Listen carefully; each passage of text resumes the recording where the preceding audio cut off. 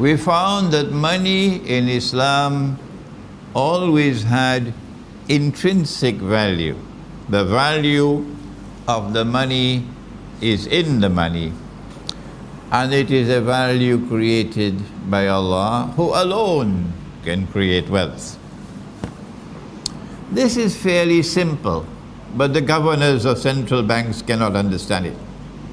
It is fairly simple, yes. I have to speak this way because I have been teaching this subject for 20 years, and they will not listen to me. The governments will not listen to me. The central banks will not listen to me. With their PhDs in international monetary economics, they will not listen to me. But tonight I have a message for them that they'll have to answer in the grave. I have a message for them tonight that they'll have to answer in the grave, and there'll be no one to help them for the monstrous betrayal, for their monstrous betrayal of the Quran, for their monstrous betrayal of Muhammad sallallahu ta'ala alayhi wa sallam, for their monstrous betrayal of the truth which has come from Allah. In consequence of that monstrous betrayal, there is injustice in the world today all around. There is oppression in the world today all around. There is increasing poverty and destitution in the world today all around. And every drop of tears which fall, they'll have to answer in the grave. Not only will the governments have to answer, not only will the governors of the central banks have to answer, but you'll have to excuse me, I have to mention as well, the scholars of Islam will have to answer as well. And so tonight we have to give a warning to our learned and distinguished brothers, the scholars of Islam, the muftis, their excellencies, the muftis, the maulanas, the shuyukh, the allamas,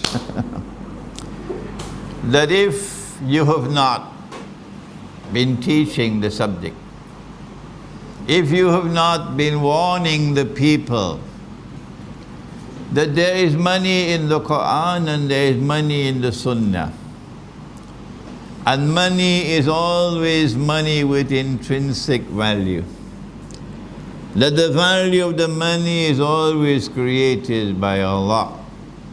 It is not fictitious. I don't know the Malay word for fictitious. Someone help me? Fictitious. Huh? Paltu. Paltu. Paltu. It is not fictitious. If you have not been teaching this subject, and hence warning the people concerning what is happening in the world of money, then you, the scholars of Islam, you will also have to answer in the grave, and we are warning you. We are warning you. That was the lecture on what is money in Islam. And now tonight, it is now already 10 minutes past 8. We have only 35 minutes before the Azan. We look at what is money in the modern world. The lecture is too important, so we'll have to stop for Salatul Isha. And I hope you will not abandon me and turn your backs on me and go back home. So we'll continue after the Salatul Isha. Promise me? Good. Before we look at what is money in the modern world, let me take you to Surah Al-Nahl of the Quran, where Allah subhanahu wa ta'ala says that He sent down the Quran to explain all things. وَنَزَّلْنَا أَعُوذُ بِاللَّهِ مِنَ الشَّيْطَانِ الرَّجِيمِ وَنَزَّلْنَا عَلَيْكَ الْكِتَابَ تِبْيَانًا لِكُلِّ شَيْءٍ إلى آخر الآية. If the Quran has come down to explain all things, would it not explain the strangest event to have occurred in the religious history of mankind? That Allah destroyed the holy state of Israel,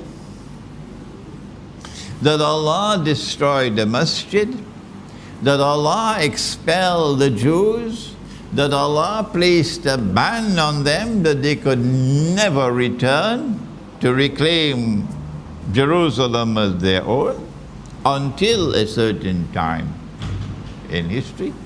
And 2,000 years later, the Jews have returned to the Holy Land.